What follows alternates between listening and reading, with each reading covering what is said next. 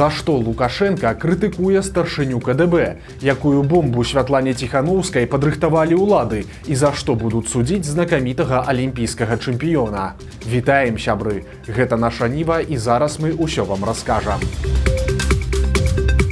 Лукашенко кінуў цень на аднаго са сваіх любімых генералаў. Сёння ў Палацы Незалежнасці прайшла нарада па пытаннях дзейнасці Камітэта дзяржаўнай бяспекі, на якую, акрамя яго старшыні Івана Церцеля, запрасілі і іншых топавых генералаў і чыноўнікаў. На ёй прысутнічалі дзяржсакратар Рады бяспекі Аляксандр Вальфовіч, яго намеснік Невяроўскі, генпракурор Швед, а таксама кіраўнік апарата Саўміна Вакульчык ды спікер Палаты прадстаўнікоў Сергіенка. Апошнія двое за тым сталом апынуліся зусім не выпадкова. Першы кіраваў КДБ на працягу 8 гадоў да Церцеля, а другі быў яго намеснікам. Пазіцыі дзейнага старшыні Камітэта дзяржаўнай бяспекі апошнія 5 гадоў выглядалі непахіснымі. Падобна, што Іван Церцель выдатна зразумеў рычагі ўплыву на Лукашэнку і навучыўся імі добра карыстацца. Рэзанансныя дыверсіі і прадухіленыя тэракты па выніку аказаліся спецаперацыямі КДБ, але цяжкія часы паціху падабраліся і да гэтай структуры. Звяртае на сябе ўвагу, што старшыню камітэта пасадзілі ў канцы стала, і гэта ніколі не з'яўляецца выпадковасцю. Хаця пачалася нарада даволі стандартна, скрыўд Лукашэнкі на заходніх суседзяў і перакананняў прысутных у тым, што менавіта па гэтай прычыне іх і сабралі. Наше совещание связано, естественно, с той ситуацией, которая складывается не только внутри нашей страны. Это не проблема сегодня, как нам кажется, но больше всего с военно-политической обстановкой вокруг Беларуси. Что настораживает, что очень жутко, агрессивно в отношении Беларуси настроены наши соседи. Польша і страны Балтыі. Далей жа Лукашенко пераключыўся на сапраўдныя прычыны пасядзелак з былымі ідзейнымі генераламі. Вынікае, што Церцель прапаноўваў свайму начальніку рэфармаваць КДБ з улікам падзей апошніх гадоў. Аднак Лукашенко вырашыў гэтыя прапановы прапусціць праз Раду бяспекі. Падобна, справа ў тым, што пажаданні старшыні КДБ патрабуюць вялікіх фінансавых укладанняў. І калі апошнія гады дзяржава для сілавікоў нічога не шкадавала, то цяпер часы змяніліся. За апетыты пад крытыку ўжо трапляў міністр обороны Хрэнін. Цяпер жа чарга дайшла і да іншага генерала. Вопрос не стоит о том, что нет денег на полезное дело. Для этого мы деньги всегда найдем. И жалеть на это деньги не будем. Но попусту тратить деньги на автомобили, там еще на что-то мы не должны. У нас нуждающиеся в жилье сотрудники спецслужб, их немало. Поэтому надо строить жилье, надо увеличивать денежное довольствие военнослужащим в целом. Из этого надо исходить, а не наращивать траты на какие-то неперспективные дела. У той жа час Лукашенко загадаў, каб заробкі і прэміі ў КДБшнікаў не падалі, але ў той жа час іх структуру падобна чакае аптымізацыя, то бок скарачэнні. Мы договорились о том, что ни в коем случае мы не будем повышать численность, увеличить численность по всем направлениям. Вы видите, что происходит. У нас приличный отток от гражданских специальностей, военные и так далее, и вообще там какие-то другие. Поэтому люди нужны на производстве, прежде всего. И оттуда забирать людей, по большому счету, мы не имеем никакого права.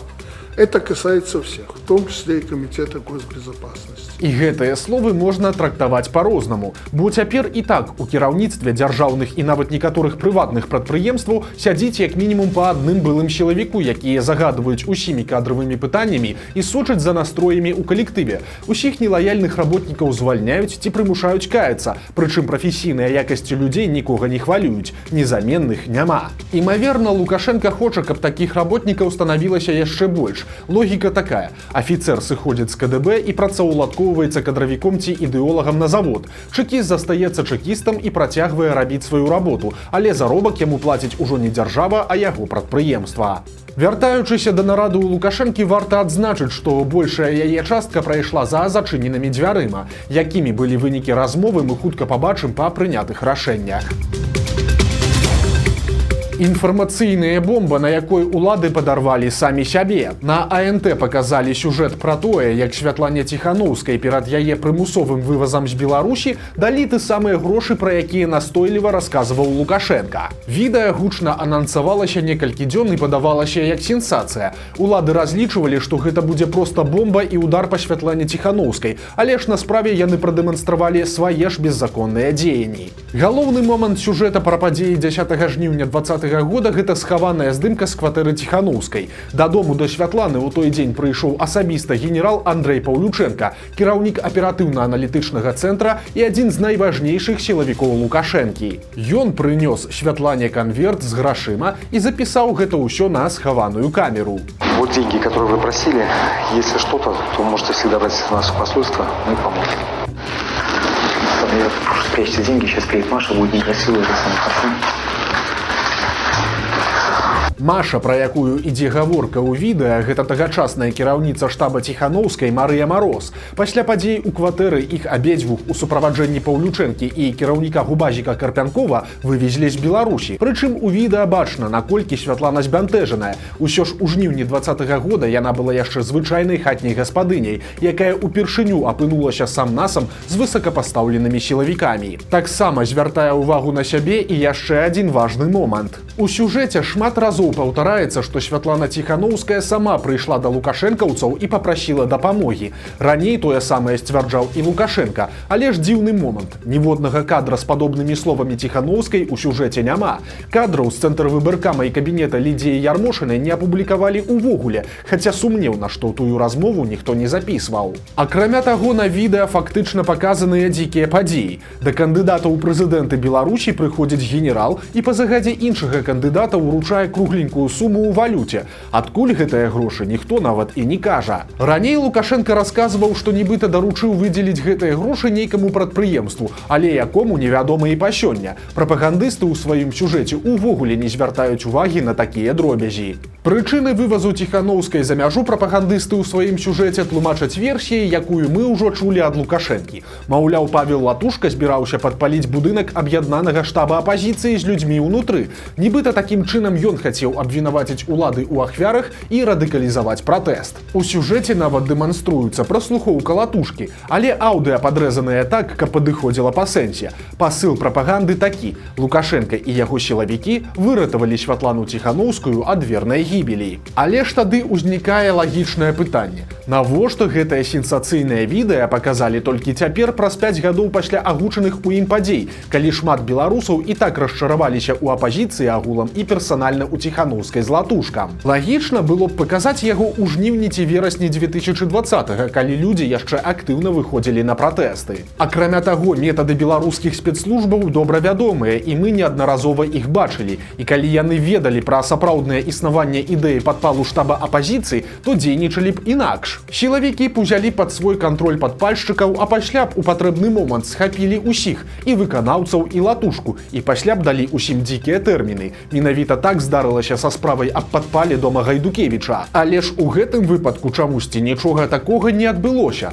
І той жа Латушка, які, дарэчы, па стане на 10 жніўня 2020 года быў дырэктарам Купалаўскага тэатра і ніякай ролі ў апазіцыі не займаў, спакойна знаходзіўся ў Беларусі яшчэ некалькі тыдняў і выехаў толькі ў верасні. Ён, дарэчы, ужо заявіў, што голас на запісе ўвогуле не яго. На гэты сюжэт прапаганды адрэагавала і сама Святлана Ціханаўская. Яна сказала, што не прасіла дапамогі і не збіралася выязджаць, але пад ціскам і пагрозамі яе прымусілі да гэтага падчас размовы ў цэнтр выбаркаме. Ціханаўская таксама запэўнівае, што грошай не прасіла і ўвогуле толькі цяпер упершыню распячатала той канверт, і там сапраўды былі 15 000 еўра новымі купюрамі. Святлана нават паказала фота канверта. На сябе звяртае ўвагу па знакаў у цэнтры – Мядзведзю ОВ. Падобна, што гэта імя агента спецслужб Олега Владимировича Мядзведзя, які па стане на 2020 год быў супрацоўнікам групы Альфа КДБ Беларусі. Не змаўчала і іншая гераіня гэтага сюжэта – кіраўніца штаба Ціханаўскай Марыя Мароз. Яна згадвае, што яе ў кватэру Ціханаўскай прывезлі з ізалятара. Там ужо быў Андрэй Паўлючэнка, які настойваў, што Святлана не хоча выязджаць з Беларусі, але яе трэба ўгаварыць. Пасля менавіта Мароз запатрабавала, каб Паўлючэнка паехаў з імі на мяжу ў адной машыне, бо баялася, што інакш іх могуць забіць. Прычым, па словах Марыі, спачатку генерал адмаўляўся, але зрабіўшы камусьці тэлефонны званок, усё ж пагадзіўся на такую просьбу. З'явіліся падрабязнасці інцыдэнта з беспілотнікам у Рэчыцы. Выданню «Флагшток» удалося сабраць больш інфармацыі пра падзенне невядомага дрона ноччу 4 жніўня. Нагадаем, што тады праз здарэнне эвакуявалі жыхароў вуліцы ў прыватным сектары, але афіцыйныя крыніцы пра інцыдэнт нічога не паведамлялі.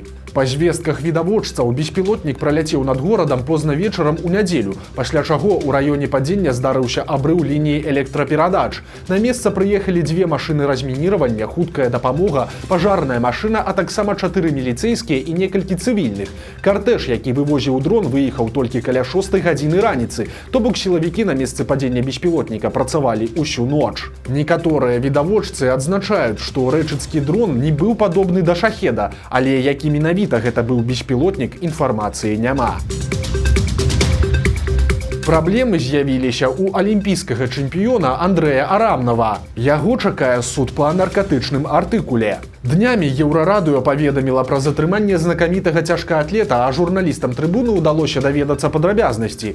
Высветлілася, што былы спартовец няўдала выйшаў пакурыць, прычым не цыгарэты. Яго злавілі ў двары ўласнага дома, прычым, па словах Арамнава, пры затрыманні яго збілі. У зняволенні алімпійскі чэмпіён прабыў 3 дні, пасля яго адпусцілі з изалятара. Справа супраць яго не спыненая. Зорка Андрэя Арамнава ўзайшла ў 2008 годзе, калі ён перамог на алімпіядзе ў Пекіне. Прычым на той момант 20гадовы беларус упершыню ў гісторыі цяжкой атлетыкі паставіў 3 сусветныя рэкорды. Тады здавалася, што яго наперадзе чакае зорная кар'ера, але алімпійскі чэмпіён пайшоў у загул. Некалькі разоў Арамнава затрымлівалі п'яным за стырном. Ён атрымаў 2 крыміналкі і страціў стыпендыю ад Лукашэнкі. Неаднаразова чэмпіён спрабаваў вярнуцца ў спорт, аднак на былыя вышыні так і не вярнуўся. Па крымінальным 328 артыкуле яму пагражае ад 2 до 5 гадоў калоніі ці да 5 гадоў хіміі.